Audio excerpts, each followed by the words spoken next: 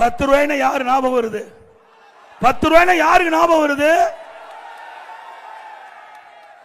நேத்து வீடியோவில் என்ன பத்தி பேச ஆரம்பிச்சிட்டார். ஒன்னும் செய்ய முடியல. 10 ரூபாய்னா யாருன்னு தெரியுதுல்ல? யாருங்க? பாலாஜி. நாட்டு மக்கள் மறக்கவே முடியாது. 10 ரூபாய்க்கு மதிப்பு வந்துட்டது. அதனால 10 ரூபாய்க்கு மதிப்பு வந்து விட்டது. ஆக தமிழகத்தில் சுமார் 6000 மதுக்கடைகள் இருக்குன்னா டாஸ்மாக்ல. இந்த 6000 மதுக்கடையில் ஒரு நாளைக்கு 1.5 கோடி பாட்டில் விற்பனை ஆகுது. அது ஒரு பாட்டிலுக்கு 10 ரூபா அதிகமாக வாங்குறாங்க.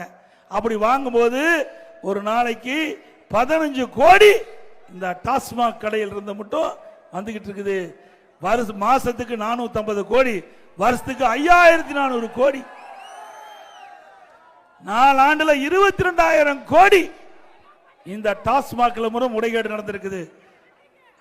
இதையெல்லாம் அதிமுக ஆட்சிக்கு வந்தா பண்ணுவோம், கவலைப்படாதீங்க.